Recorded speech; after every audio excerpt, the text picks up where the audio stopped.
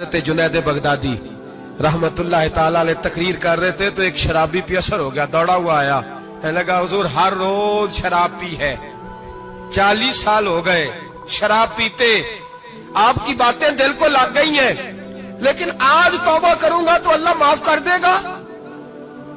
तो हजरत जुनैद बगदादी फरमाने लगे तेरा कोई इंतजार कर रहा है? तो कहने लगा हुजूर नशइयों का शराबियों का कौन इंतजार करता है? कुछ जमाना अम्मा इंतजार करती थी, अब समझ गई वो नहीं आएगा। कौन इंतजार करता है? समझ गई वो नहीं आएगा। कुछ अरसा बीवी ने इंतजार किया, समझ गई किसी नाली में पड़ा होगा, नहीं आएगा।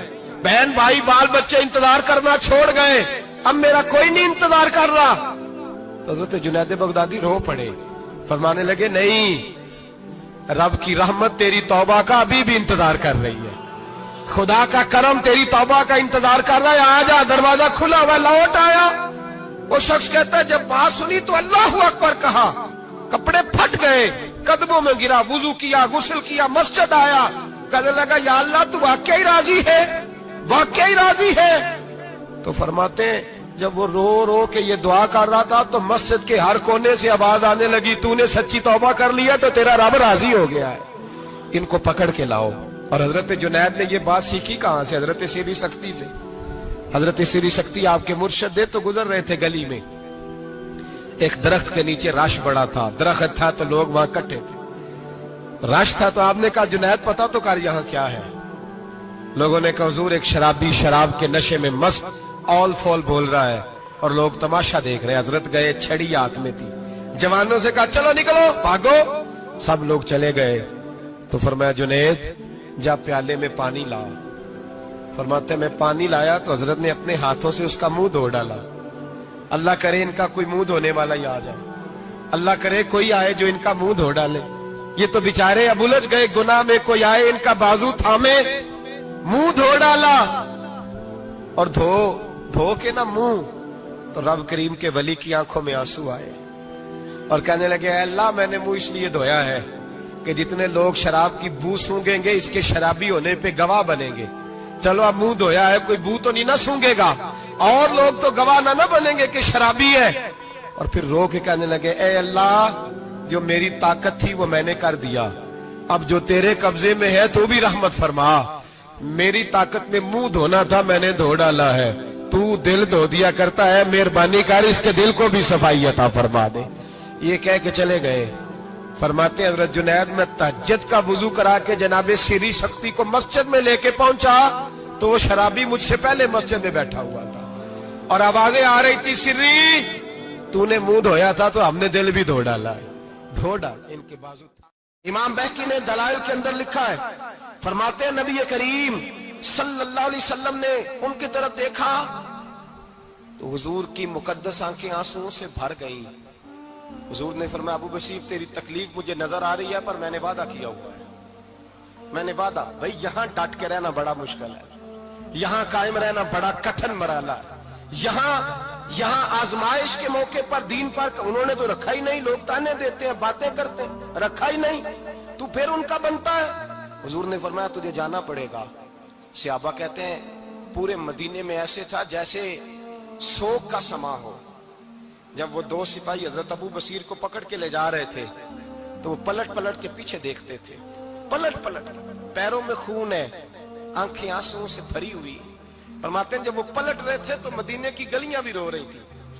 मेरे नबी पाक जब वो आंखों से ओझल हो गए तो हुजूर बैठ गए जमीन पे, नबी पाक ने रोना शुरू कर दिया। फरमाया अल्लाह तूने इस शख्स की मदद फरमानी है, इस पर करम करना है, अल्लाह इसका ख्याल फरमाना। उसके लिए दुआ की, हुजूर रोए। हजरत अबू बशीर बाहर निकले तो वो जो काफर थे ना वो कहने लगे तू बड़ा बनता था उनका, उन्होंने तुझे रखा नहीं, तुझे रखा भी नहीं। तो हजरत अबू बशीर ने थप्पड़ मारा मुंह पे, कहने लगे मैं वो नहीं जो थोड़ी सी बात से बदल जाऊं, ईमान यकीन और इस्तिकामत की दौलत मिली हुई है।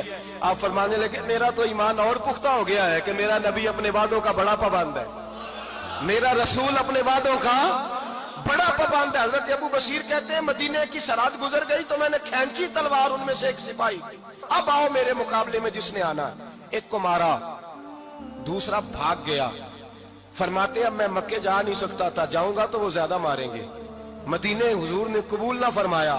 फरमाते एक जंगल में जाके अल-ईस नाम की एक बस्ती थी, वहां डेरा लगा लिया, दरिया के किनारे पानी पी लेता, पत्ते खा लेता, तन तंदूर हड्डां दा बालन ते असी हावां नाल तपाया, कप कप मुकियां पेड़े कीते ते उत्तों सबर पलेथन लाया, तन दी हांडी ते मन दा सालन उत्ते लून सबर दा पाया।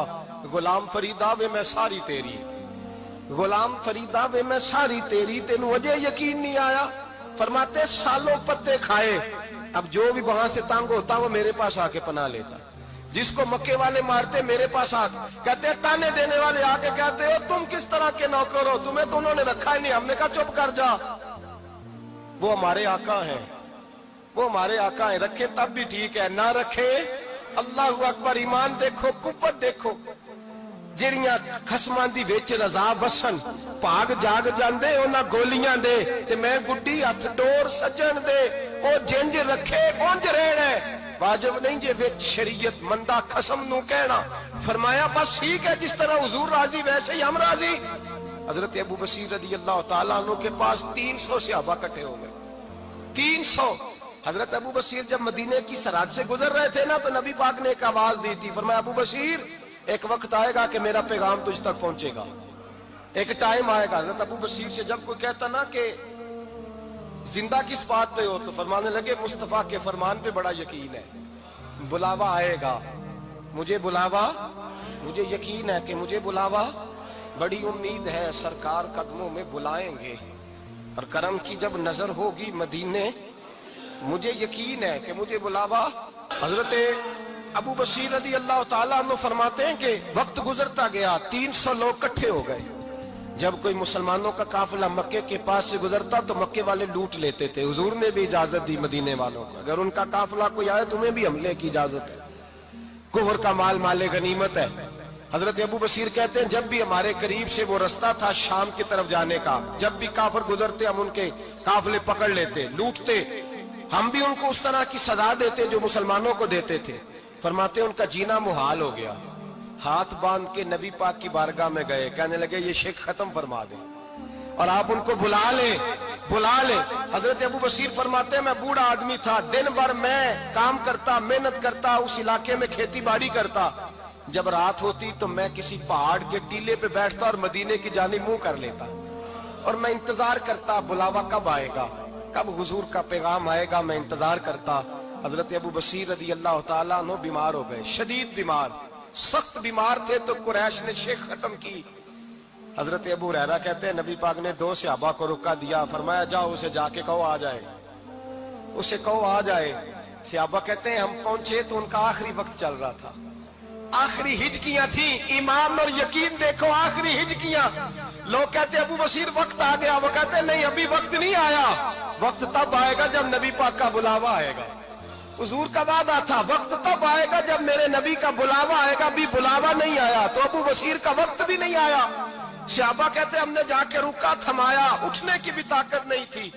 जब हुजूर का रुका लिया ना, तो दोनों यूं मुट्ठियां बंद कर ली, गोया झूम झूम के नारे लगाने लगे, आओ देखो मेरे नबी के वादे कितने सच्चे हैं, आओ देखो हुजूर के वादे। चूमते हुजूर का नामा सर पे रखते, सीने से लगाते, और कहते हैं फिर बुलंद आवाज से कलमा पढ़ने लगे, कहने लगे हुजूर में हाजिर हुआ, या रसूल अल्लाह में आया।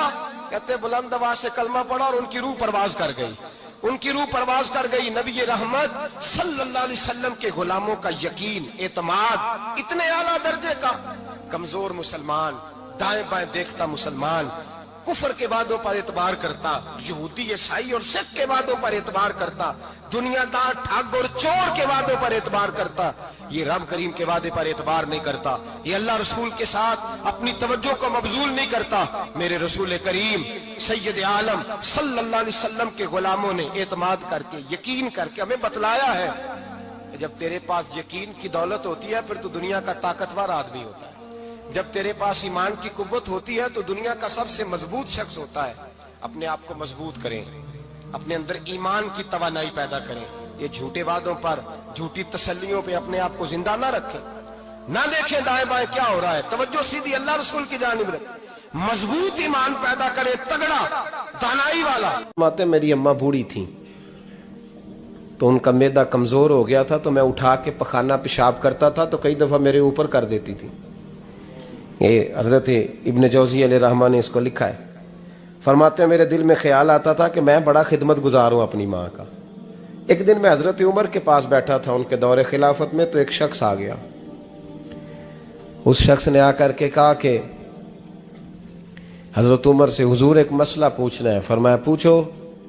وہ کہنے لگا حضور میری اماں بوڑھی ہو گئی ہے، بیمار رہتی ہے، مریضہ ہے، مجھے آواز دیتی ہے بیٹے پیشاب آیا ہے، آواز دیتی ہے تو میں اماں کو اٹھاتا ہوں. ابھی میں بیت الخلاء تک واش روم تک جاتا نہیں کہ میری اماں میرے اوپر پیشاب کر دیتی ہے. حضرت عمر سے کہنے لگا حضور بچپن میں اماں پہ پیشاب کرتا تھا، اب اماں میرے اوپر کر دیتی ہے تو حق ادا ہو گیا نا. حضرت ابو ہریرہ کہتے ہیں جب اس نے سوال پوچھا تو میرے بھی کان کھڑے ہو گئے. میں نے کہا یہ تو میرے والا مسئلہ پوچھ رہا ہے، میرے والا مسئلہ پوچھ رہا ہے. میرے پاس ایک دوست جمعہ پڑھنے آتے ہیں بڑی دور سے، مجھے کہنے لگے حضرت صاحب جدوں بھی میں آنا نا تسی میری ہوئی گل چھیڑ دیندے ہو، وہ جو بات ہوتی ہے نا بالکل میری ہی ہوتی ہے. میں نے کہا نہیں یار جو میں کر رہا ہوتا ہوں وہ میری بھی ہوتی ہے، وہ سارے معاشرے کی ہوتی ہے. ہمیں لگتا ہے کہ میری ہو رہی ہے، حالانکہ وہ بات ہماری سب کی مشترکہ ہوتی ہے. سن لیں اور یاد رکھ لیں. حضرت ابو ہریرہ فرماتے ہیں میرے کان کھڑے ہو گئے. میں نے کہا اس نے تو میری بات پوچھنی شروع کر دی. حضرت فاروق اعظم سے کہنے لگا حضور بچپن میں اماں پہ پیشاب کرتا تھا، وہ میرے اوپر کر دیتی ہے تو حق ادا ہو گیا. حضرت عمر کہنے لگے نہیں کوئی نہیں ہوا. اس نے کہا حضور مجھے سمجھائیں، وہ سارے کام جو میں اماں کے ساتھ کرتا تھا اماں میرے ساتھ کرتی ہے تو کیوں نہیں ہوا. حضرت عمر کہنے لگے بھائی پیشاب تو بھی اماں پہ کرتا تھا اور اماں بھی تیرے اوپر کرتی ہے، پر تیری اور تیری ماں کی سوچ میں بڑا فرق ہے. اس نے کہا حضور کس طرح؟ تو کیا جواب ہے سیدنا فاروق اعظم کا، لو کان نبی بعد لکان عمر ابن خطاب. کیا جواب ہے؟ حضرت عمر فرمانے لگے تیری اور تیری ماں کی سوچ میں بڑا فرق ہے. کہا حضور کس طرح؟ فرمایا جب تیری اماں تیرے اوپر پیشاب کرتی ہے نا تو تو دعا کرتا ہے کہ یا اللہ بوڑھی ہو گئی ہے اسے پردہ دے دے، اور جب تو اپنی اماں پہ پیشاب کرتا تھا تو وہ دعا کرتی تھی یا اللہ میرے لال کو لمبی زندگی عطا فرما. فرمایا یہ تیرا اور اس کا فرق ہے، تو پردے کی دعائیں. سنے عزیزو، کہا جب تیری اور تیری ماں کی سوچ میں، اور نبی پاک صلی اللہ علیہ وسلم نے فرمایا ہے جتنے بھی گناہ انسان کرتا ہے نا اللہ کریم سزا کو روک دیتا ہے، قیامت میں سزا دے گا. اور جو ماں باپ کا نافرمان ہے نا اس کو دنیا میں بھی سزا ملے گی. جو ماں باپ کا نافرمان ہے اسے دنیا میں بھی. آپ یقین کریں بچے تھوڑا سا پڑ جاتے ہیں بیچارے تو ماں باپ سے کہتے ہیں ابا جی تسی پرانے دور دے ہو، تو انہوں کی پتہ ہوئے، اور تجھے پتہ ہی نہیں بھائی، تجھے خبر ہی نہیں، یہ پرانے دور کے نہیں، تو بیوقوفوں کے دور کا ہے. حضرت مالک بن دینار فرماتے میں نے 60 حج کیے. ایک حج کے موقع پر میں نے بڑا رش دیکھا، لاکھوں کا اجتماع ہوا. میری باتوں کی سمجھ تو آ رہی ہے نا آپ دوستوں؟ جو نہیں بول رہے انہیں بھی آ رہی ہے نا؟ اللہ جزا دے. کہتے ہیں لاکھوں کا مجمع تھا تو میرے دل میں خیال آیا، میں نے کہا اے اللہ اتنے لوگ آئے ہیں ان کا حج قبول بھی ہوا ہے کہ نہیں؟ فرماتے ہیں میں سوچ رہا تھا تو رات کو نا خواب میں نے کسی کہنے والے کو کہتے ہوئے سنا کہ سب کا قبول ہو گیا ہے. بلخ کا رہنے والا محمد بن ہارون بلخی ہے، اس کا حج قبول نہیں ہوا. فرماتے ہیں شہروں کے علیحدہ علیحدہ خیمے لگتے تھے. اب بھی آپ حج کرنے جائیں تو پاکستانیوں کی رہائشیں علیحدہ ہوتی ہیں، انڈین کی علیحدہ، بنگلہ دیش کے علیحدہ، مصری، یمنی، سب لوگ علیحدہ علیحدہ رہائشیں ہوتی ہیں، جھنڈے لگے ہوتے ہیں ملکوں کے. کہتے ہیں میں نے سویرے اٹھ کے ڈھونڈنا شروع کر دیا. ڈھونڈتا ہوں وہ بندہ ملے. کہتے ہیں جہاں بلخ شہر کے لوگ رہتے تھے وہاں چلا گیا تو میں نے لوگوں سے پوچھا تم میں محمد بن ہارون بلخی کون ہے؟ لوگ کہنے لگے وہ تو بڑا نیک آدمی ہے، پرہیزگار ہے، بڑے بولے بالے، بڑے اللہ والے، ریاض آپ کو بس ہم ہی جانتے ہیں، وہ تو بڑا نیک ہے، پرہیزگار آدمی. میں نے کہا اچھا کہاں ہے؟ انہوں نے کہا پہاڑ کے پیچھے اس نے خیمہ لگایا ہوا ہے, ساری رات عبادت کرتا ہے, سارا دن روزہ رکھتا ہے, قائم اللیل ہے, صائم الدہر ہے. کیا بات؟ فرماتے ہیں میں ان لوگوں کی بات سن کے حیران ہو گیا کہ مجھے کیا بتایا گیا, یہ کیا کہہ رہے ہیں. فرماتے ہیں میں پہاڑ کے پیچھے گیا. حضرت مالک بن دینار علیہ رحمہ فرماتے ہیں جب میں وہاں پہنچا تو میں نے اس شخص کو مصلی پہ بیٹھے دیکھا.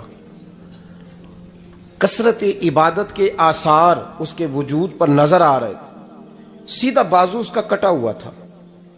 فرماتے 2 رکعتیں مکمل کر کے نا میں نے اسے السلام علیکم کہا تو مجھے کہنے لگا وعلیکم السلام, آپ مالک بن دینار ہیں؟ میں نے کہا بڑی اس کی فراست ہے. فرماتے پھر اس نے ٹھنڈی سانس لی, کہنے لگا آپ کو خواب آئی ہوگی کہ میرا حج قبول نہیں ہوا. فرماتے ہیں مجھ پر اور بجلی گری کہ کیا کہہ رہا. فرماتے میں نے کہا یار لوگ بھی تیری تعریف کر رہے ہیں اور تیری بصیرت بھی بڑی ہے, تو یہ ماجرا کیا ہے؟ کہنے لگا آپ نہ پوچھیں. یہ کہہ کے اس نے رونا شروع کیا, دیر تک روتا رہا. میں نے کہا نہیں یار تو بتا. کہنے لگا نہیں آپ نہ پوچھیں, آپ ناراض ہوں گے. میں نے کہا میں نہیں ہوتا, تو بولنا. کہنے لگا حضور 24 سال ہو گئے مجھے حج کرتے ہوئے, 24واں حج ہے میرا, اور ہر سال کوئی اللہ کا ولی آ کے بتاتا ہے کہ جا چلا جا تیرا کوئی نہیں قبول ہوا. بے پروائی ویک سجن دی جتھے کسے دی پیش نہ جاوے, انہیں تاجاں والے در در رولے تے منگتیاں تخت بٹھاوے. آزم کسے نو کارا ملدا ہی کوئی کعبے خالی آوے. کہتے ہیں اس نے مجھے کہا حضور 24واں حج ہے, ہر سال کوئی بتاتا ہے. میں نے کہا تیری غلطی. کہنے لگا میں اپنی ماں کا نافرمان. میں نے کہا واقعہ کیا ہوا؟ کہنے لگا حضرت اللہ نے مجھے دولت دی, مال دیا, زمینیں دی, تو میں عیاش ہو گیا. آپ یقین کریں اللہ لوگوں کو مال دیتا ہے تو وہ سمجھتے ہیں میری چلاکی سے آیا ہے, میں تیز بڑا تھا اس لیے آیا ہے. نافرمان ہوتے ہیں. لیکن جو رب لینا جانتا ہے دینا جانتا ہے وہ لینا بھی. وارث شاہ مان کری نہ وارثاں دا, رب بے وارثہ کر کے مار دائی. لوگ بڑے سمارٹ بن جاتے ہیں, ان کی گفتگو میں بڑا تکبر ہوتا ہے, ان کے نگاہوں کے انداز میں بڑے وہ کہتے ہیں اوہ سب لوگ بیوقوف ہیں صرف میں سیاںا ہوں, کام جو صحیح چل رہا ہے. او بھائی 1 منٹ لگتا ہے انسان کو بادشاہ سے فقیر ہونے میں.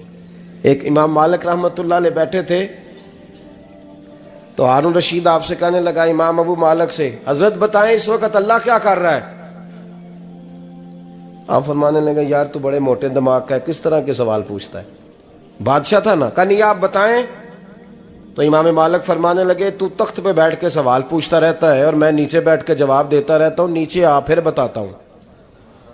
اس نے کہا جناب بتائیں. فرمانے لگے تو سوالی ہے نا, تو تو نیچے بیٹھ اور میں اوپر بیٹھتا ہوں. کہ جناب آ جائیں. ہارون رشید نیچے آ گیا, امام مالک تخت پہ بیٹھ گئے. فرمانے لگے اب بتا کیا پوچھ رہا تھا؟ کہنے لگا حضور پوچھا تھا اللہ اس وقت کیا کر رہا ہے. فرمانے لگے رب اس وقت تجھے سمجھا رہا ہے کہ اس تخت پہ تکبر نہ کرنا, 1 منٹ لگتا ہے میں تجھے اٹھا کے مالک کو بٹھا دیا کرتا ہوں. یہ تجھے سمجھا رہا ہے, لہٰذا اس سمجھ پہ قائم رہنا, تکبر نہ کرنا, 1 ہی تو منٹ لگتا ہے, یہ تجھے سمجھا رہا ہے. تو وہ شخص کہنے لگا محمد بن ہارون بلخی امام مالک بن دینار سے کہ حضور بڑی دولت تھی تو میں عیاش ہو گیا تھا. رمضان کا مہینہ تھا, اماں تندور میں روٹیاں لگا رہی تھی, میں شراب پی کے گھر آ گیا. ہمارے ہاں یہ بھی فیشن ہے نا, اب مہندی والے دن چودھری صاحب کے ڈیرے پہ جوان شراب پیتے ہیں تو پوچھتے ہیں حاجی صاحب آپ تو حاجی بھی ہیں تو ڈیرے پہ منڈے کیا کرتے رہے؟ کہتے میں ڈیرے تے تھا مینوں نہیں پتا, وہ کار لگے سن. حاجی صاحب آپ کو سارا پتا ہے اور اللہ آپ سے پوچھ لے گا. یہاں تو کوئی آدمی چپ کر جائے گا آپ کے قلوں کی وجہ سے, لیکن عرش کے مالک کو بھی تو جواب دینا ہے کہ نہیں. کیا طریقہ ہے دیکھیں نا, کل والے دن محفل اور مہندی والے دن اللہ سے صرف دکھوں کا رشتہ ہے, رسول اللہ سے صرف غموں کا رشتہ ہے. اگر تو نے ڈھول ڈمکا شور شرابہ کیا ہے شادی والے دن تو کل والے دن بھی بجا, تیرا پتہ چلے, جنازے پہ بھی بجا. کیا تماشا ہے؟ مذہب صرف رسم ہے, ضرورت ہے. کوئی مر گیا تو قرآن پاک کھول لو, باقی جو مرضی کرو. حج بھی کیتی جاندے ہو, لہو بھی پیتی جاندے ہو, کھو کے مال یتیماں دا پیج مسیتی جاندے ہو, ਫੱਟ ਦਿਲਾਂ ਦੇ ਸੀਂਦੇ ਨਹੀਂ, ਟੋਪੀਆਂ ਸੀਤੀ ਜਾਂਦੇ ਹੋ, ਨਫਸ ਤੇ ਛੁਰੀ ਫੇਰਦੇ ਨਹੀਂ, ਬੱਕਰੇ ਕੀਤੀ ਜਾਂਦੇ ਹੋ, ਫਰਜ਼ ਭੁਲਾਈ ਬੈਠੇ ਹੋ, ਨਫਲਾਂ ਨੀਤੀ ਜਾਂਦੇ ਹੋ। ਉਹ ਦੱਸੋ ਤੇ ਸਹੀ ਬੁੱਲੇ ਨੂੰ ਇਹ ਕੀ ਕੁਝ ਕੀਤੀ ਜਾਂਦੇ ਹੋ? ਉਹ ਦੱਸੋ ਤੇ ਸਹੀ ਬੁੱਲੇ ਸ਼ਾਹ ਨੂੰ ਕੀ ਕੁਝ ਕੀਤੀ ਜਾਂਦੇ ਹੋ? کوئی طریقہ ہے؟ کول شریف پہ مولوی صاحب تشریف لائیے گا، ابا جی کے کول ہیں، تو میں تو کہتا ہوں بجا نہ بینڈ باجے والا آج بھی، تیرا پتہ چلے کہ یہ دو کام کیسے ہوتے ہیں۔ تو کس طرح دو کشتیوں کا سمجھ نہیں آتی بات کی۔ میں تو جاتا ہی نہیں بینڈ باجے والی شادی پہ، میں کہتا ہوں جب کو مردی پڑھا لو نے کہا ہم سے نہیں دو کام ہوتے، اللہ روزی دینے والا ہے، ایک ہی کرتے ہیں۔ دو رنگی چھوڑ کے یک رنگ ہو جا، سراسر موم ہو جا یا سنگ ہو جا، موج کرو۔ ہم اس چکر میں پڑتے ہی نہیں، ہم وہ راستہ ہی چھوڑ دیتے ہیں جو ہماری طبیعت کے مطابق نہیں ہوتا، بس ختم ہو گئی بات۔ اس لیے غور کریں اور یاد رکھیں اس بات کو۔ امام مالک بن دینار رحمۃ اللہ علیہ فرماتے ہیں مجھ سے کہنے لگا پیسے آئے تو میں عیاش ہو گیا، رمضان کا مہینہ تھا، عصر کے بعد میری اماں افطاری کی تیاری کر رہی تھی، میں گیا، میں نے کہا شراب پی ہوئی، اماں روٹی دے، تو اماں کہنے لگی شرم کر، شرم کر، روزہ رکھا نہیں تو جنہوں نے رکھا ہے ان کا تو خیال کر۔ کہتے اماں کی بات کا مجھے غصہ لگا، میں کہا کرتا ہوں بد نصیب ہے وہ بیٹا جس کا باپ اس سے بات کرتے ہوئے ڈرتا ہے کہ پتہ نہیں کہاں سے بولے گا۔ بد نصیب نہیں وہ بیٹا جس کی ماں اس سے بات کرتے ہوئے سہم جاتی ہے کہ پتہ نہیں کون سی بولی بولے گا۔ بد نصیب نہیں کہ ماں باپ بھی جس سے کھول کے بات نہ کر سکے۔ حضرت مالک بن دینار سے کہنے لگا اماں نے جب کہا نا شرم کر تو مجھے غصہ آیا، میں نے ماں کو تھپڑ مارا اور میری ماں جلتے ہوئے تندور میں گری۔ لوگوں نے مجھے پکڑ کے اندر بند کر دیا کمرے میں، ساری رات میں شور سنتا رہا پر نشے میں دھوت رہا۔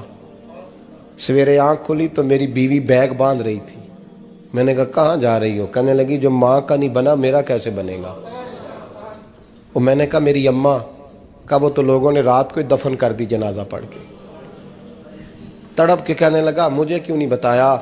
تو کہتے ہیں لوگ کہنے لگے تیری مرتی ہوئی ماں کہہ گئی تھی اسے میرا منہ نہ دیکھنے دینا، میرے جنازے کے قریب نہ آئے۔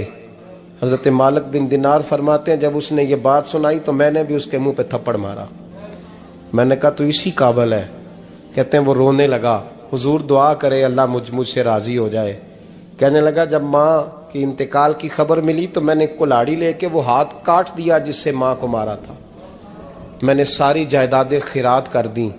24 سال ہو گئے، 24 سال ساری رات نماز پڑھتا ہوں، روزہ رکھتا ہوں، حج کرتا ہوں، پر ہر سال کوئی آ کے کہتا ہے جا دوڑ جا تیرا کوئی نہیں قبول ہوا۔ حضور دعا کرے مالک راضی ہو جائے۔ فرماتے ہیں میں تھپڑ مار کے آ گیا، میں نے کہا تجھ سے راضی ہو جائے اتنے ظالم سے؟ امام مالک فرماتے ہیں رات کو آ کے سویا تو مجھے خواب میں رسول پاک کا دیدار ہوا، تو نبی پاک علیہ السلام نے فرمایا مالک تو اسے مایوس کیوں کر آیا ہے؟ اللہ تو بڑا مہربان ہے۔ کہا حضور ماں کے نافرمان کو معافی کیسے ملے گی؟ تو امام مالک فرمانے لگے نبی کریم نے فرمایا جا اسے جا کے بتا دے تجھے قیامت میں تیری ماں کی وجہ سے بخش دیا جائے گا۔ کہا حضور اماں کی وجہ سے کس طرح؟ تو محبوب فرمانے لگے اس کی ماں قیامت میں اس کے خلاف مقدمہ دائر کرے گی رب کریم کی عدالت میں، اے اللہ میں نے 9 ماہ پیٹ میں رکھا، درد سہ کے اسے جنا، جگر کا خون پلا کے پالا اور اسی نے مجھے قتل کیا۔ رب کریم اس کی ماں کا مقدمہ سن کے کہے گا اٹھاؤ اس کو دوزخ میں پھینکو، اس نے ماں جلائی تھی اسے بھی جلاؤ۔ محبوب فرمانے لگے جب پکڑ کر کے مالک اس کو محمد بن ہارون کو لوگ لے جائیں گے نا جہنم کی طرف، ابھی فرشتے گھسیٹیں گے ہی تو پلٹ کے پھر اماں کی طرف دیکھے گا، اور دوسری دفعہ پھر گھسیٹیں گے تو پلٹ کے دیکھے گا، اور تیسری دفعہ پھر پلٹ کے کہے گا اماں یہ مجھے جلانے لگے، اماں یہ جہنم میں پھینکنے لگے۔ میرے حبیب فرمانے لگے وہ جل کے مرنے والی ماں وہاں بھی بول پڑے گی، کہے گی یا اللہ چل میں نے معاف کیا تو بھی معاف کر دے، اے اللہ میں نے معاف کیا تو بھی معاف کر دے، اللہ تو معاف کر دے اسے، اللہ تو اس سے درگزر فرما، اسے معاف کر دے۔ میرے محبوب پاک علیہ السلام فرماتے ہیں رب کریم کہے گا اس نے تجھے جلایا تو کہے گی اللہ یہ تو بیٹا تھا اس نے جلا دیا، میں ماں ہوں، میرے سامنے جلے تو میں کیسے برداشت کر سکتی ہوں؟ فرمایا اس نے جلا کے مارا تھا، پر اسی ماں کی وجہ سے رب کریم اسے جنت عطا فرمائے گا۔ پلٹا جا کے ماں کے پیروں میں بیٹھ، جا سویرے ان پڑھ باپ سے دعا کرایا کر، جا بالکل انگوٹھا چھاپ باپ سے صبح دعا کرایا کر، دیکھ رب کریم تیرے لیے رحمتوں کے دروازے کھول دے گا۔ عزیز دوستو، قرآن مجید نے کہا ہے وَبِالْوَالِدَيْنِ احسانا، اپنے والدین کے ساتھ احسان کرو، اپنے والدین کے ساتھ احسان والا نیکی والا رویہ اختیار کرو۔ اس آیہ مقدسہ پر بہت سارے لوگوں نے بہت کچھ کہا ہے، لیکن علامہ سید محمود آلوسی اندلسی رحمۃ اللہ علیہ نے فرمایا موبائل فون سائلنٹ کر دیں، اور یہ جو ویڈیو بناتے تھک جاتے ہیں دوست موبائل فون والے، یہ میرا خیال ہے ویڈیو والے بھائی سے ہی کوئی رابطہ شابطہ کر لیں تو تھکاوٹ نہیں ہوگی، بنی بنائی مل جائے گی۔ تصویریں اتنا زیادہ ضروری نہیں جتنی ہم نے ضرورت بنا لی ہے، بس ٹھیک ہے ضرورت کے تحت ٹھیک ہے، اتنا زیادہ اس پہ فوکس نہ کریں ورنہ اصل کام رہ جاتا ہے۔ ہم نے تو دل میں سجا رکھی ہے تصویر یار، بس ذرا گردن جھکائی دیکھ لی، تو اس لیے اتنا زیادہ اس کو ضروری نہ بنائیں، حد ہی ہو گئی ہے تصویروں والی۔ میں تو گزارش کرتا رہتا ہوں کہ اشتہار بھی بغیر فوٹو کے چھپے تو زیادہ اچھا لگتا ہے، اور میری یہ بھی رائے رہتی ہے کہ تھوڑا نام لکھا جائے، محمد اجمل قادری سے بھی لوگوں کو پتہ چل ہی جائے گا کون صاحب آ رہے ہیں۔ ہمارے اشتہار پہ کچھ ایسے القابات لکھے ہوتے ہیں جن کا عام آدمی کو ترجمہ بھی نہیں آتا ہوتا، تو ایسی چیزیں پرنٹ کرنے کی کیا ضرورت ہے؟ تھوڑے القابات کے ساتھ سادہ کام کریں، سادگی میں ہمیشہ حسن ہوتا ہے، اور جو سادگی ہوتی ہے وہ ملاوٹ سے پاک ہوتی ہے۔ اللہ تعالیٰ آپ کو بہترین، بس بیٹھ جائیں اپنی جگہ پہ بھائی، تشریف رکھیں سارے سنگی، اور میری طرف توجہ کریں۔ بچہ کوئی اٹھے تو اسے پیار سے بٹھا دیں، میں ذرا ٹھنڈی ٹھنڈی تقریر کرنے والا ہوں، تو چلو اثر کرے نہ کرے سن تو لے میری فریاد، نہیں ہے داد کا طالب یہ بندہ آزاد، اور سبحان اللہ بھی صرف آپ نے اللہ کی رضا کے لیے کہنی ہے، یہ بھی یاد رکھیں۔ کبھی کسی مولوی نعت خواں اور کسی کی توجہ کر کے سبحان اللہ نہ کہیں، ورنہ آپ کو ثواب نہیں ہوگا، صرف اللہ کی رضا کے لیے۔ اور میرے لیے یہ بھی کافی ہے کہ آپ چپ کر کے بھی سنیں تو مجھے اس کا بھی بڑا فائدہ ہے، سننا بہرحال آپ کے لیے بہتر ہے، اس پہ ضرور سنیں۔ میں چھوٹا آدمی ہوں لیکن کچھ باتوں سے بڑا پریشان ہو جاتا ہوں۔ جب لوگ کہتے ہیں نا جس کا ایمان ہے وہ پڑھے، تو جو بیچارہ ٹینشن میں بیٹھا ہے، سوچ کہیں اور چلی گئی ہے، وہ بے ایمان تو نہیں نا؟ تو کیوں اس قسم کے جملے ہم بولتے ہیں جن کی شریعت ہی ہمیں گنجائش نہیں دیتی، اجازت نہیں دیتی کہ جس کا ایمان ہے وہ ہاتھ کھڑا کر لے۔ تو جس نے تازہ بائی پاس کرایا دل کا، وہ ہاتھ کھڑا کرے گا تو مر جائے گا بیچارہ، اس کو حکم ہے کہ وہ نیچے رکھے۔ یہ جذبہ ہے، ضرور ہونا چاہیے، ہاتھ کھڑے دیے ہی اللہ رسول نے اپنے لیے ہیں تو ہونا ضرور چاہیے، لیکن اس کو اتنا فرض نہیں سمجھنا چاہیے۔ ماحول میں بہت زیادہ، اور ایک اور بڑا ایشو ہے ہماری محفلوں میں، وہ نوٹ پھینکنے کا ہے۔ کیا ضرورت ہے؟ نذرانے کا یہ سٹائل نہیں، نہ یہ کام کریں۔ میلاد کی محفل میں آ کے بھی غریب آدمی پریشان رہتا ہے، وہ کہندا میرے کو دتھی ہوندی تے میں بھی اگے بہندا، لہذا پیچھے بو لوگ کے دتھی جو کوئی نہیں۔ اس لیے میلاد کی محفلوں میں بھی جو 50,000 روپیہ دیتا ہے اس کی صدارت ہوتی ہے، اس کا کوئی مطلب نہیں۔ یہ جو اسٹیج ہے نا جس پہ آپ لوگ ہمیں دیکھ رہے ہیں، تو میرے جیسے لوگ آ گئے ہیں تو خرابی ہوئی ہے، ورنہ تو یہ پیر میرے علی شاہ کا اسٹیج ہے، ورنہ جو محدث اعظم مولانا سردار احمد صاحب کا اسٹیج ہے۔ اس پہ تو جو جس کا دل آتا ہے وہ کہتا جا رہا ہے، کوئی پتہ ہی نہیں کوئی کیا بول رہا ہے اور کون کس کا کلام پڑھ رہا ہے، کوئی اس نے تحقیق نہیں کرائی کہ یہ پڑھنے والا تھا بھی کہ نہیں، کوئی پتہ ہی نہیں۔ بڑے بڑے شعراء، مولانا حسن رضا صاحب جیسے لوگ نعت لکھتے تھے تو پہلے چیک کراتے تھے کہ ٹھیک ہے کہ نہیں، اب پتہ ہی کوئی نہیں۔ یہ بڑا سنجیدہ اسٹیج ہے، یہ میاں شیر محمد شرک پوری کا اسٹیج ہے، یہ حضرت امیر ملت کا اسٹیج ہے میرے بھائی، یہ علامہ کاظمی کا اسٹیج ہے، اور یہ میرے اعلیٰ حضرت فاضل بریلوی کے ماننے والوں کا اسٹیج ہے۔ اس میں کوئی ایسی حرکت نہ کریں، اور کبھی بھی محفل کو کمرشل نہ بنائے۔ زندگی میں یاد رکھ لیں، اللہ رسول کی بارگاہ میں بھی جانا ہے۔ لوگ آ کے شکوہ کرتے ہیں فلانا مولوی پیسے مانگتا ہے، تو میں نے کہا وہ اس لیے مانگتا ہے کہ آپ دیتے ہیں، آپ مارکیٹ بند کر دیں تو بندے سارے صحیح ہو جائیں گے. یہ مانگنے والے کی غلطی نہیں، یہ ریٹ لگانے والوں کی غلطی ہے. جو چیز مارکیٹ میں بکے نہ وہ بننی بند ہو جاتی ہے. تو کیوں آپ لوگوں نے ایسے لوگ پرموٹ کیے جنہوں نے نعت بیچی 10,000 کی، تلاوت بیچی 10,000 کی، معاذ اللہ تقریر بیچی، کیوں ایسے لوگ پرموٹ کیے؟ کرو مدح اہل دول رضا، پڑے اس بلا میں میری بلا، میں گدا ہوں اپنے کریم کا اور میرا دین پارا نہ نہیں. اور یہ یاد رکھ لو زندگی میں، اس کی کو تھوڑی اور کم کر دیں جی، اللہ آپ کو جزا دے، برکت دے. یہ بھی یاد رکھ لیں کہ گردن کو جھکا دیتا ہے خیرات کا پتھر، جہاں میں مانگنے والوں کے سر کبھی اونچے نہیں ہوتے. سر اسی کا اونچا ہوتا ہے جو دینے کا عادی ہوتا ہے. جو کشکول طلب دراز کر کے رکھتے ہیں ان کے بھی کبھی سر اونچے ہوئے ہیں. وہ کسی نے کہا تھا، مجھے بعض لوگ فون کرتے ہیں، کہتے ہیں صاحب آپ کا ریٹ، تو میں کہتا ہوں تہاڈے کو دیتا ہی نہیں جانا.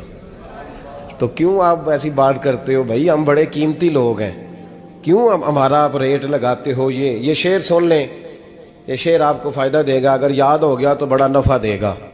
یہ آرزو کرم اور میں آپ سے کروں، یہ آرزو کرم اور میں آپ سے کروں، یہ بھیک اس کو دیجئے جس کا خدا نہ ہو. تو جس کو بے حساب مل رہا ہو اس کو کیا ضرورت ہے ہاتھ پھیلانے کی؟ یہ بھیک اس کو دیجئے جس کا، ایک طرف نعرہ لگتا ہے کون دیتا ہے دینے کو، دوجے پاس آندے نے دیا جے 20,000. اور ظالمہ ان پہ آندہ سے نبی پاک کو لینے نے. نذرانہ کوئی تحفہ دے تو لینا سنت ہے، لیکن یہ جو سٹائل ہے نا کہ طے کرنا، اور پہلے ماڑے بندے دی پہنچتے محفل بھی کوئی نہیں رہ گئی، وہ بھی آندہ کمیٹی نکلے گی تو جلسہ کران گے. ایڈا مہنگا جلسہ، اس کی پہنچ میں تو محفل بھی کوئی نہیں. غریب آدمی تو اب ترس گیا ہے نعت سننے کو بھی، اس لیے کہ اس کا بھی ریٹ ہے. باز آئیں اس چیز سے. ہمارا اعلیٰ حضرت فاضل بریلوی رحمۃ اللہ علیہ تیل لینے چلے گئے دکان پہ، دکاندار کو بوتل دی تیل والی، بھر کے دے دو. اس نے بھر کے دی تو اعلیٰ حضرت نے فرمایا کتنے پیسے؟ اس نے کہا جی ویسے تو 5 آنے کی ہے، آپ ہمارے عالم دین ہیں، آپ 3 آنے دے دیں. اعلیٰ حضرت نے پورے 5 دیے. فرمایا تو پورے رکھ، میں احمد رضا ہوں، میں اپنا علم 2 آنے کا نہیں بیچا کرتا. تو نے میرا 2 آنے ریٹ لگایا ہے، آپ عالم ہیں تو 2 چھوڑ دیں. اس لیے سنجیدگی پیدا کریں یار. کوئی ضروری نہیں، کوئی سنتا ہے تو ٹھیک ہے، نہیں سنتا تب بھی ٹھیک ہے. جن کی پڑھ رہے ہو وہ تو سن رہے ہیں کہ نہیں؟ یہ کافی نہیں کہ جن کی پڑھ رہے ہو وہ سن رہے ہیں. اس لیے مہربانی فرمائیں اس ماحول کو خاصا سنجیدہ کریں، اس پر خاص محنت کریں. اس لیے نہیں کہہ رہا بنانے کے لیے، مسجد میں بیٹھا ہوں باوضو ہوں، میرا دل نہیں مانتا جب میں اسٹیج پہ آؤں تو کوئی بندہ نعرہ لگائے. کیوں بھائی؟ کچھ ضروری ہے؟ بوڑھا آدمی بیچارہ بیمار بیٹھا ہے اور عشاء کا وقت کا وہ آیا ہوا ہے، اور نبی پاک صلی اللہ علیہ وسلم نے فرمایا سفید بالوں کی عزت اسی طرح ہے جس طرح تم نے اپنے اللہ کی عزت کی ہے. یہ بخاری مسلم کی حدیث ہے. فٹافٹ کھڑے ہو جاؤ جی پیر صاحب آ گئے تھے، پیر صاحب ٹائم نہ لاؤں دے آؤ. کیوں یہ کام کرتے ہیں؟ کچھ بھی نہیں ہوتا. جو عزت کرتا ہے اس کا پتہ ہوتا ہے دل سے کر رہا ہے. بیٹھا رہنے دے لوگوں کو، کوئی فرق نہیں. یہ بڑی خوبصورتی پیدا کریں، آپ ماحول کو صحیح کریں، آپ کے جلسے کئی گنا زیادہ بڑے ہو جائیں گے انشاءاللہ تعالی. اور میری آخری گزارش، تمہیدی بات کر رہا ہوں، وہ یہ ہے کہ محفلوں کی ترتیب لگائیں. جو قاری صاحب نے عشاء کے فوراً بعد تلاوت کی انہوں نے بھی قرآن ہی پڑھا تھا، وہ بے قاعدہ کیوں تھی؟ پھر جو دوبارہ 1.5 گھنٹے کے بعد باقاعدہ شروع ہو گئی تو وہ قرآن پاک نہیں تھا؟ ان باقاعدہ شروع ہونے لگی ہے، کیا مطلب ہے اس کا؟ باقاعدہ محفل عشاء کے بعد شروع کریں، ٹائم دیں، نعت خواں کو وقت دیں، اور دعا کا ٹائم لکھیں. آپ میرے پاس کبھی آئیں، ہزاروں کا جلسہ ہوتا ہے ہمارا، لیکن ہم 1.5 گھنٹے سے زیادہ محفل کرنا مناسب ہی نہیں سمجھتے. اس لیے کہ اگر فجر سویرے تنگ ہو جائے تو ساری رات جلسے کا مقصد کیا ہوا؟ اور مختصر بات کریں گے خیر الکلام ما قل و دل، تو وہ بڑی بہترین رہے گی. سنجیدگی لائیں تاکہ جس آدمی نے سویرے کام پہ جانا ہے وہ 10 کے آوے آ کہ میں چلا 8 بجے محفل شروع ہونی ہے تو لو 9:45 میں تھوڑے کول ہوں گا انشاءاللہ، تاکہ باقی کا کام بھی کر لیں. یہ ماحول، یہ میں گزارشات کر رہا ہوں، اپیل کر رہا ہوں. چلے اللہ کرے میں بے عمل آدمی ہوں، میری زبان سے نکلی بات کسی پہ اثر کر جائے. یہ آپ سنجیدگی پیدا کر کے دیکھیں، انشاءاللہ یہ رش زیادہ ہو جائے گا آپ کے پاس اور برکت ہوگی اس بات کی. وبالوالدین احسانا، والدین کے ساتھ احسان کرو. علامہ سید محمود آلوسی اندلسی رحمۃ اللہ علیہ صاحب تفسیر روح المعانی فرماتے ہیں آپ فرماتے ہیں اللہ کریم نے کہا والدین کے ساتھ احسان کرو. اس کا ترجمہ کیا ہے؟ آپ فرماتے ہیں اس کا مطلب یہ ہے کہ جتنی کوئی بندہ نیکی کرے اگر اس کے مطابق نیکی کر دی جائے تو وہ بدلہ ہوتی ہے، اور اگر تھوڑی بڑھا کے کی جائے تو وہ احسان ہوتی ہے. فرمایا رب کریم فرماتے ہیں اس طرح کرو. ذرا سوچ لو بچپن سے لے کر آخر تک جہاں تک تم موجود ہو تمہارے ماں باپ نے تمہارے ساتھ کیا کیا ہے. اگر اس سے بڑھا کے کرو گے تو اس کا مطلب ہے تم نے احسان کیا ہے. ماں باپ جو ہوتے ہیں نا، ٹھنڈی چھاؤں، میٹھی زندگی. ماں ان پڑھ بھی ہو نا تو کم از کم یونیورسٹی ہوتی ہے، اور باپ اگر بالکل انگوٹھا چھاپ بھی ہو نا، کسی کالج میں مدرسے میں ادارے میں نہ پڑھا ہو، تو بیٹے کے حق میں جن چیزوں کی ضرورت ہوتی ہے وہ ساری اللہ باپ کو عطا کر کے بھیجتا ہے. ماں باپ کو نا کچھ علم لدنی اللہ دیتا ہے کہ بچوں کے لیے کیسے آگے بڑھنا ہے. ماں باپ ایک حسن ہے معاشرے کا. رب تبارک و تعالیٰ کی دیکھیں نا، اللہ اکبر، دنیا میں کسی کی محبت جانچنی ہو نا تو محبت کی تمثیل دی جاتی ہے. وَتِلْكَ الْأَمْثَالُ نَضْرِبُهَا لِلنَّاسِ. اللہ لوگوں کے سمجھنے کے لیے مثالیں بیان فرماتا ہے. اللہ تبارک و تعالیٰ نے جب اپنا آپ سمجھانا چاہا نا، توجہ ہے میری بات پر، جب مالک نے اپنا آپ سمجھانا چاہا تو میرے رب نے ماں باپ کی مثال بیان فرمائی. رب ارحمہما کما ربیانی صغیرا. یا اللہ ان دونوں پہ رحم فرما. اور یہ لفظ رب یہاں دو معنی میں آیا ہے، علماء بیٹھے. رب کا معنی ہوتا ہے تدریجن پالنا، کہ یا اللہ ان دونوں پہ رحم فرما جنہوں نے مجھے رب بن کے پالا. یعنی مطلب کیا؟ یہاں ربوبیت کا معنی پالنے کے معنی میں، تدریجن پالنا. میرے نبی پاک صلی اللہ علیہ وسلم نے فرمایا اللہ تم سے 70 ماؤں سے زیادہ محبت فرماتا ہے. یہ امام سیوطی نے در منصور میں روایت لکھی ہے. اچھا بھائی، اللہ نے بھی مثال ماں کی بیان فرمائی. فرمایا گھر جا کے اپنی اماں کو دیکھ لو، اماں تم سے کتنا پیار کرتی ہے. بس اس پیار کو تولنا شروع کر تو 70 ماؤں سے بھی زیادہ رب تم سے محبت فرمانے والا ہے. ماں کے سینے میں نا، دیکھیں نا، ایک بچی ہوتی ہے BA، وہ اس نے کر لیا، اس کی اماں روز کہتی ہے بیٹے سویرے اٹھا کر. ساس کے پاس جائے گی تو وہ کہے گی کہ اس کی اماں نے سویرے اٹھنا سکھایا ہی نہیں. اب بیٹی کہتی ہے اماں جدو جاواں گی ویکھی جائے گی. اچھا اس کی شادی ہو گئی، اس کی ساس نے آہستہ آہستہ شکوے شروع کر دیے. خامن سے کہنے لگی تو اس کو اٹھاتا ہی نہیں سویرے. وہ بھی کہتا ہے کمرے میں جا کے اماں شکوا کرتی ہے تو اٹھتی نہیں. اور بچی لاڈلی تھی، وہ نہیں تھی اٹھتی ٹائم پہ. زندگی کے 22 سال 23 سال وہ سویرے نہیں اٹھی، وقت پہ نہیں اٹھی. مثال دے رہا ہوں. پھر اسی بیٹی کو اللہ نے ایک بیٹا عطا کر دیا. صبح 100 آواز اس کی اماں دیتی تھی پر اس کی آنکھ نہیں کھلتی تھی. لیکن اسی بیٹی کا بیٹا سحری کے وقت ہلکا سا روتا ہے. ساری دنیا سوئی ہے پر اماں اس کی فٹافٹ جاگتی ہے، فٹافٹ جاگتی ہے. ایک آدمی تھا تو اس کی بیوی انتقال کر گئی اور اس نے طلاق دے دی. 10-11 سال کا اس کا بیٹا تھا، اس نے دوسری شادی کر لی. ایک دن اپنے بیٹے سے کہنے لگا بیٹے وہ سگی اماں ٹھیک تھی یا یہ والی ٹھیک ہے؟ تو بیٹا کہنے لگا ابا جی یہ ٹھیک ہے. وہ سگی امی جھوٹ بڑے بولتی تھی، سگی امی جھوٹ بڑے بولتی تھی، جھوٹی تھی، یہ سچی ہے. اس نے کہا بے وقوف تیری ماں جھوٹی تھی. اس نے کہا ابا بڑی. کہا کس طرح؟ کہنے لگا ابا جی میں نا کبھی، آپ کو پتا میں شرارتی ہوں، کبھی میں شرارت کرتا تھا نا کوئی برتن توڑ دیتا تھا تو میری سگی اماں مجھے تھپڑ مار کے باہر نکالتی تھی. کہتی تھی میں تالا لگاؤں گی باورچی خانے کو، تجھے ساری رات روٹی نہیں دینی، تو آج بھوکا ہی رہے گا.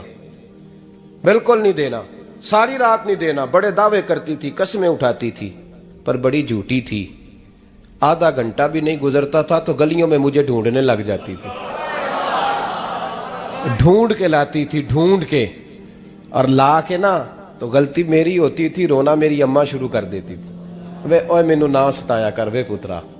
پھر میری مرضی کا کھانا مجھے پکا کے دیتی تھی، میری مرضی کا. اور پھر میری اماں مجھے تحفہ بھی دیتی تھی. ابا جی وہ جھوٹی تھی، پہلے کہہ رہی تھی ساری رات نہیں دینا، اب آدھا گھنٹہ۔ یہ بڑی سچی ہے، جواب بھائی ہے۔ میں شرارت کرتا ہوں تو تھپڑ مار کے نکال دیتی ہے، کہتی ہے روٹی نہیں دینی۔ پھر میں ساری رات رو کے گزارتا ہوں پر نہیں دیتی۔ یہ سچی ہے، وہ جھوٹی تھی۔ تو ماں کے درد کو کیا سمجھے؟ بچے تو کہتے ہیں اماں نے ہمیں قید کر دیا، اماں کہتی ہے میری مرضی سے کھاؤ، اور تجھے نہیں پتا اس نے قید نہیں کیا، وہ تم سے پیار بڑا سچا کرتی، اور بڑا سچا پیار کرتی ہے تیرے ساتھ، بڑا سچا۔ بیٹا برگر کھا کے آ جاتا ہے، اماں کہتی ہے روٹی کھا لے، کہتا ہے نہیں آپ نے بینگن پکائے ہوئے ہیں میں نے نہیں کھانے۔ تو اماں منتیں کرتی ہے، کہتی ہے چل توں دس کی کھانا ہے، تینوں سیویاں نہ بنا دیاں، فٹافٹ دال پک جائے گی، کیا کھائے گا؟ وہ ابا جی میری طرح قریب سے کہتے ہیں چھڈ پر بھوک لگے گی تو آپ ہی کھا لے گا، لیکن اماں کہتی ہے اس نے روٹی نہ کھائی تو مجھے نیند نہیں آئے گی۔ تو اس درد کو سمجھنا، میں غلام ہوں ایک آستانے کا، اور میں سمجھتا ہوں جو کسی کا مرید ہی نہیں اس پر تو سایہ ہی نہیں، اسے چاہیے کسی بزرگ کا سایہ حاصل کرے۔ لیکن بھائی یہ بات بھی بڑی سچی ہے کہ میرے جیسے پیر کے ہاتھ میں 5000 روپیہ نذرانہ دو نا، پیر صاحب دعا کرنا، تو پیر صاحب نے دعا پکی یاد کی ہوئی ہے سب کے لیے، رٹی رٹائی، اللہ خیر کرے اللہ بھلا کرے، اور سب کے لیے رٹا لگایا ہوا ہے۔ اور اماں کو بیٹا ویسے ہی کہہ جائے، ویسے ہی اماں میں انٹرویو دینے جا رہا ہوں ذرا دعا کرنا، وہ بیبیاں منگا کے دعائے تنجینہ پڑھانا شروع کر دیتی ہے، اور ساری ساری رات مصلے پہ بیٹھی۔ اس درد کو سمجھنا۔ اور بھائی بڑا ویل ڈریس بیٹا ہوتا ہے، ویل ڈریس نوجوان، وہ 18,000 کا جوڑا پہنتا ہے، 7,000 کا جوتا خریدتا ہے، وہ قیمتی قسم کی گھڑی استعمال کرتا ہے، لیکن اسی بچے کے جب اپنے بچے ہوتے ہیں نا تو بی بی کو کہتا ہے یہ لے 10,000 روپیہ، بچوں کے کپڑے خرید لے، میرے صحیح ہیں ابھی کل ہی تو خریدے تھے۔ اور باپ، اور تو سمجھا ہی نہیں یار، 30 سال باپ نے جوانی ساری سعودی عرب کو دے دی، لیکن تیرا خیال رکھا۔ میں ایسے لوگوں کو جانتا ہوں جنہوں نے 30 سال پردیس میں کمبل نہیں بدلا، اور جہاں گئے تھے تو ایک کمبل خریدا تھا پھر بدلا نہیں۔ تو ماں باپ کے بارے میں، اور یہاں بچے حساب کرتے پھرتے ہیں، بھائی تو انہوں پچھلے مہینے بھی 5,000 دیتا سی، تسی پیسے اندہ کر دے کی ہو، ماں باپ سے حساب کرتا ہے تو۔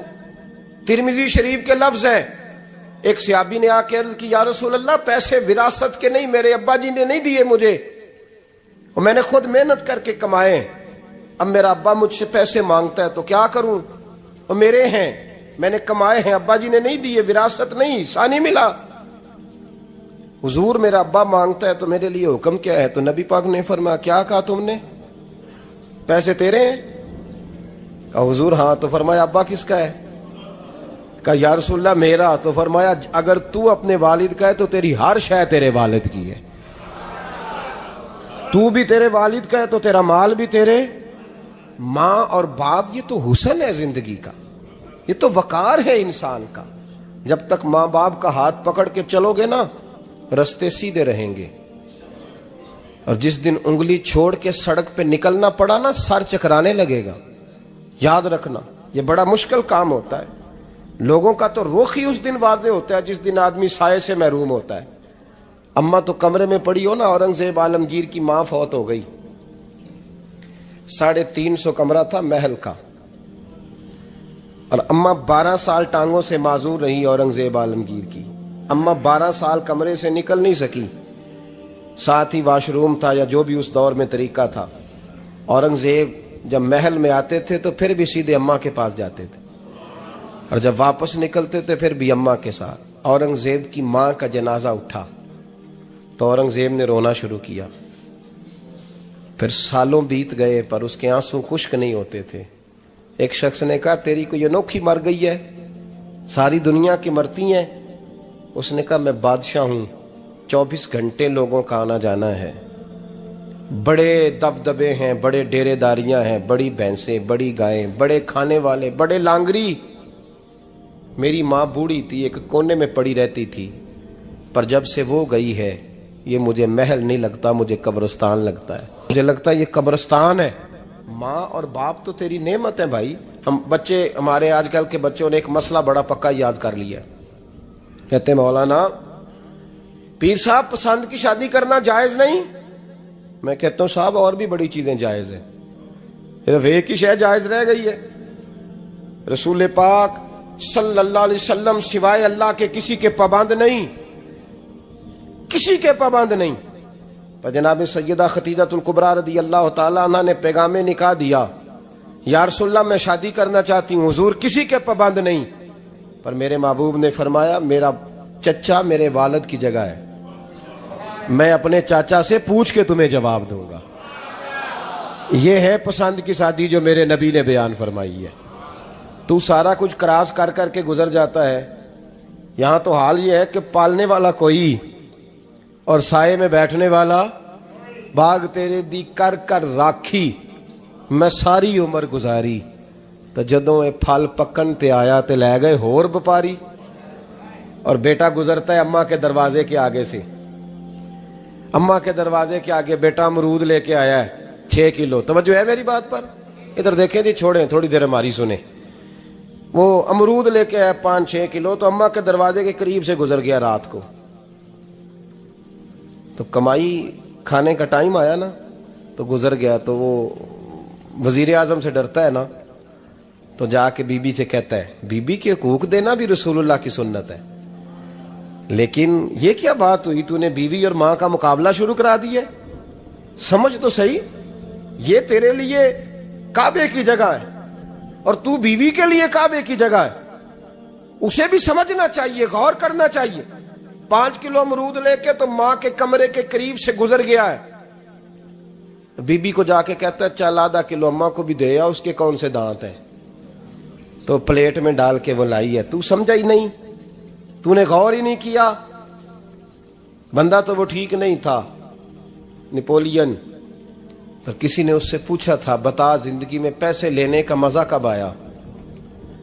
اس نے کہا کہ مجھے مزہ تب آتا تھا کہ میں اپنی ساری کمائی لا کے اپنی اماں کے ہاتھ پہ رکھتا تھا، اور پھر جب میں اپنی ماں سے تھوڑا تھوڑا خرچہ لیتا تھا نا، تھوڑا تھوڑا، توجہ ہے میری بات پہ؟ اماں جی 10 روپے دے آجے، کہتا جب میں تھوڑا تھوڑا خرچہ لیتا تھا نا، تو مجھے یوں لگتا تھا جیسے میں بادشاہ وقت کے سامنے کھڑا ہوں اور وہ خزانے کا منہ کھول کھول کے مجھے دیتا جا رہا ہے۔ تو اس ذائقے کو سمجھ تو صحیح بھائی، تو اس کو سمجھ تو صحیح بھائی، یاد رکھیں اور غور کریں۔ ماں اور باپ، اور پھر یہ بھی سن لیں، نبی پاک صلی اللہ تعالی علیہ وآلہ وسلم نے ماں باپ کے لیے فرمایا ہما جنتک و نارک، یہی تیری جنت ہے اور یہی تیرے لیے جہنم ہے۔ اگر یہ راضی ہو گئے تو تیرے لیے جنت ہے، ناراض ہو گئے تو چاہے تو ایک 100 پیر کے مزار پہ حاضری دے آ، لیکن جب تک ابا راضی نہیں اتنی دیر تک اللہ راضی۔ یہ حدیث پاک ہے، حضور نے فرمایا جس کے والد راضی اس کا اللہ راضی، اور جس کا باپ ناراض اس کا اللہ۔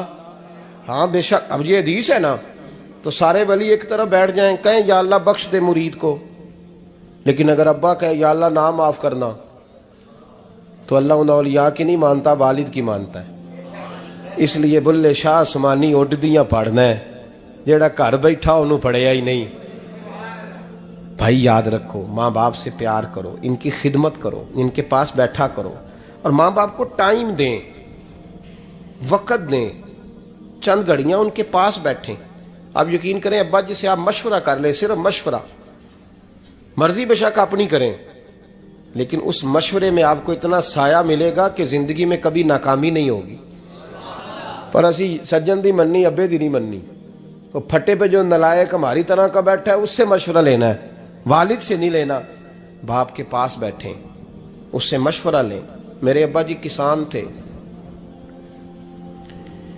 میں نے اپنی زندگی میں ڈھیروں چیزیں اپنے باپ سے سیکھی ہیں، درجنوں چیزیں سیکھی ہیں۔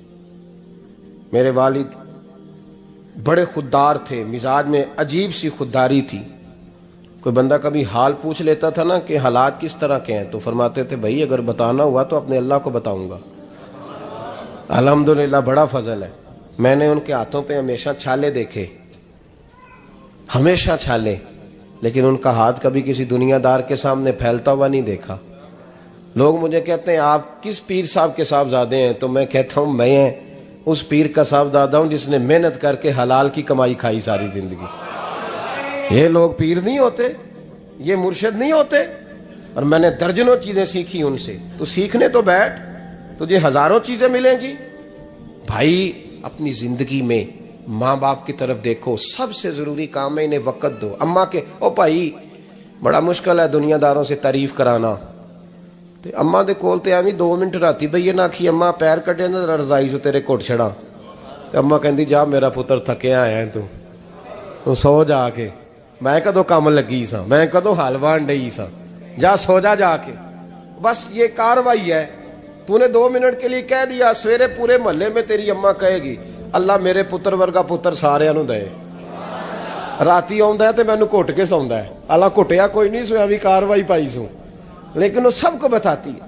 تو بھائی اتنی قیمتی چیز اور تو چھوڑ کے میں کبھی جلسے سے دیر سے آتا تھا نا, اب تو جاتا نہیں زیادہ جگہوں پہ. کوشش کرتا ہوں کہ چلو ماحول کے مطابق, تھوڑا خشک آدمی ہوں تو ہر جگہ سیٹ نہیں ہو پاتا, اس لیے کم جاتا ہوں.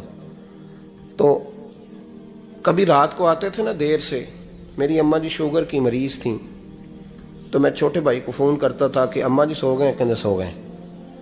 میں کہتا تھا کہ تو نہ اس طرح کر, نیچے آ جا, 2 بج گئے, وہ شوگر کی مریض ہیں, آنکھ کھل جائے نا تو دوبارہ لگتی نہیں بزرگوں کی, تو دروازہ کھول دے, اندر دستک دی تو دقت ہوگی. تو میں جوتے اتار کے اندر داخل ہوتا تھا, تو پہلا قدم رکھتا تھا تو میری اماں بول پڑتی تھی پتر آ گئے. او بھائی تو اس درد کو سمجھنا, کوئی تجھے ملے گا, کوئی ملے گا تجھے ایسا. اب میں دور دراز بھی چلا جاتا ہوں, ان کی زندگی میں نہیں جا پایا, کہتے ہیں ہم نے نہیں جانا, گھر میں رہنا ہے. اس کیف کو سمجھ لے, اس دولت کے قریب ہو جا.